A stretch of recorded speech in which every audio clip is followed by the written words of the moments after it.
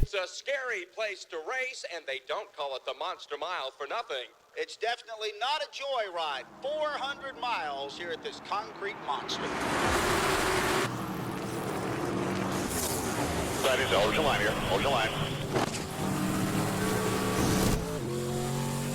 Middle is good. Shoot the middle. Clear to the bottom.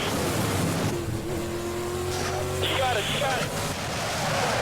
Oh, no.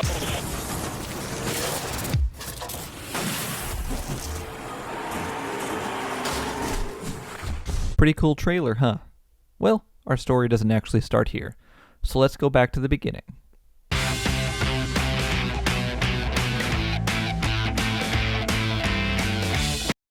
In 2003, EA bought the exclusive rights to make NASCAR games. Monster Games' Dirt to Daytona made huge strides featuring a career mode with multiple series and really fun gameplay. EA must have taken that personally, as they were now the only company that could make officially licensed NASCAR games, something they would do a couple years later with the NFL series. So the next few years, EA put out smash hits with NASCAR Thunder 2004, NASCAR 2005 Chase for the Cup, and NASCAR 06 Total Team Control. Each of these games innovated and pushed forward what a NASCAR game could be. And then the next generation of consoles, the PlayStation 3 and the Xbox 360 came along. That's where things started to go off course. Instead of making NASCAR 07 for both generations, they kept it on the current platforms to give themselves more time to develop a next-gen title. 07 felt like a carbon copy of 06, with just a few minute changes, but we all knew what was coming, and hopefully that was a really awesome next-gen game. When EA released the first details of NASCAR 08, it looked spectacular. Amazing graphics we've never seen before, paired with blowovers, barrel rolls, and physics, and we thought this was the future of NASCAR games. And then we played it.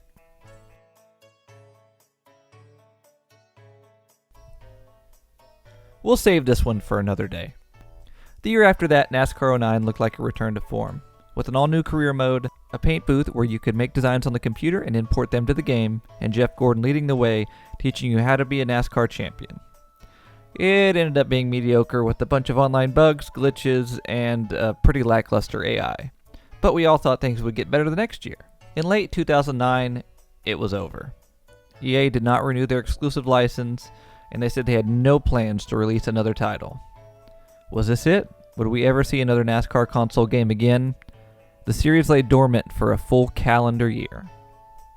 And then bam, a press release on the 30th of September from Activision where they revealed they were making a new NASCAR game. Screenshots were shown and they looked incredible. The press release claimed that the damage model would be unbelievable with the most extreme wrecks ever captured in a racing game. Ed Martin, who worked at EA, was at the helm, and he had worked on all the great games over at EA. This was like a dream come true. The company developing the game was called Eutechnyx. They had previously worked on a multitude of racing games, including the infamous Big Mother Truckers. Some were skeptical, but most were excited to have a brand new game in the works. The release date was slated for February 2011, hand in hand with the beginning of the new season and the Daytona 500. A trailer was to be released during NASCAR Race Day on Speed Channel, where we would get a glimpse of what they had in store. It's a scary place to race, and they don't... No, we saw this already. Anyway, when this trailer dropped, the community went insane. It looked incredible. Look at the detail, look at the crash. A lot of people actually believed this was real gameplay, when indeed it was just a pre-rendered cutscene, but expectations were through the roof. As the months went by, we had snippets of gameplay start to trickle out, recording off the TV, leaked screenshots, and there was even a news report or a TV show that had someone playing in the background. I can't remember which one, but you'll just have to trust me on this one. But I digress. All of this was analyzed to death on the forums and all sorts of many other platforms. I was part of it, and let me just say it was a mess. Then, Eutechnyx finally started dropping developer diaries. We finally had real gameplay, and we got to see everything this game was about. It all looked amazing. Pre-race flyovers, PRN was in the booth, there was a career mode, the pit stops were motion captured, there was an amazing damage model that made the sheet metal tear like cloth, and the AI was based on real-life drivers, so they would race like they did on the track. It was insane. And then, the rumblings came. Rumors spread that the game would be delayed. the lead producer tweeted that they were burning the midnight oil to get the game done, reassuring everyone that the game would be shipped on time. But the news finally came. The game was getting delayed another month to March 29th. We'd waited almost 3 years since the release of NASCAR 09. What was a few more months? When that day finally came, early receivers of the games had started posting their impressions online. It wasn't great. But we had to wait and see for ourselves, right? We all popped that disc in for the first time. We were in for quite the surprise. It felt like almost everything about the game was broken. The cautions did not work, unless you drove backwards for 10 seconds or more. While you did that, the caution lights were continuously on, even though the race was still green. The career mode was literally just a season mode. No upgrades, no silly season, just run race after race until you're done. The AI that was so highly touted was anything but accurate to their real-life counterparts. Everyone raced the same, which included checking up on the straightaways of most tracks, including Daytona and Talladega. They would plow into wrecks like they didn't even happen, and would love to grab the wall on the exit of the corners and completely stop, causing chaos multiple times a race and always making it a challenge for you.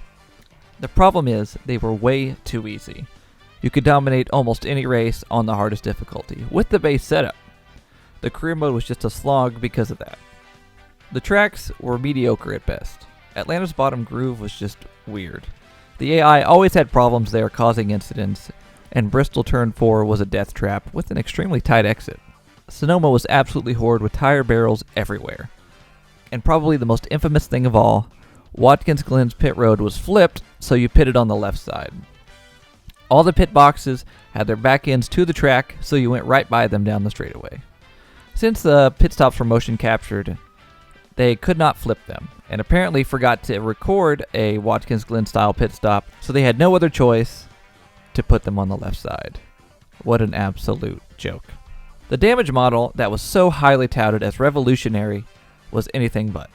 Apparently, sheet metal tearing isn't a thing that happens in NASCAR, so basing your whole damage model around it is a bad idea. Hitting someone's back bumper, even lightly, would make your splitter fly off. When you're racing in traffic, I would see splitter after splitter fly through the air, not causing a caution, of course. If you bump drafted, the whole nose of your car would be torn off. Really. It looked really bad. When you would get damage to the front of your car, the sheet metal would tear off and the bumper bars would be there, and eventually they would fly off too. It would look so bad. Online multiplayer was broken from the start. Cars would load in upside down, flipped over, crashed without a body, with just the chassis, and you would be lucky to start a race cleanly, or at all. There was an awful lag bubble when you did get to race that made it just a pain in the butt. Driver celebrations for when you did win were another big topic.